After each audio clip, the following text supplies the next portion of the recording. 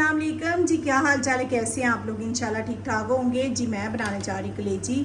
तो मैंने ली है कलेजी 1.5 किलो और वो भी है छोटे मटन की। तो अभी मैं इसमें ऐड करूँगी 2 इलायची है, दालचीनी है, हल्दी है, ज़ीरा है, नमक है। बिस्मिल्लाहिर्रहमानिर्रहीम। तो इसमें मैं ऐड करूँगी प्याज है और हरी मिर्चें हैं, टमाटर है। बिस्मिल्लाह। इसको आधे घंटे के लिए बनने के लिए छोड़ेंगे। अब ये लहसुन अदरक ऐड करते हैं, जाएगा लहसुन अदरक का पेस्ट।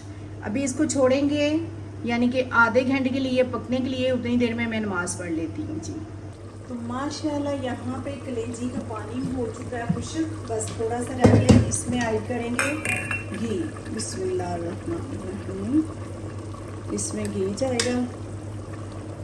फिर इसमें ऐड करेंगे गरम मसाला और धनिया पाउडर 1 चम्मच। इतने ही मज़े की कलेजी बनती है, वो भी मेरे स्टाइल से। तो बनाइएगा ज़रूर, ट्राई ज़रूर कीजिएगा। माशाल्लाह से देखा कितने मज़े की बन रही है। उंगलियां चाटेंगे घर वाले के हाय इतनी मज़े की कलेजी बनी है माशाल्लाह से।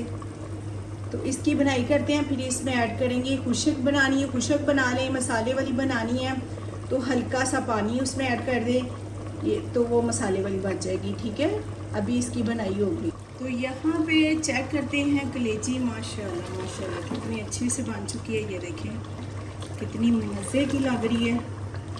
तो अभी इसमें मैं ऐड करूँगी थोड़ा सा पानी, जिससे ये चेक भी करते हैं साथ। तो यहाँ पे मैं थोड़ा सा पानी ऐड करूँगी यानी कि वो मसाले वाली थोड़ी सी बनेगी।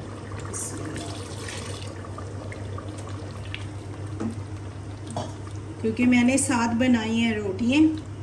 तो देखिए माशाल्लाह माशाल्लाह 5 मिनट इसको रखेंगे, फिर इसको चूल्हा बंद कर देंगे।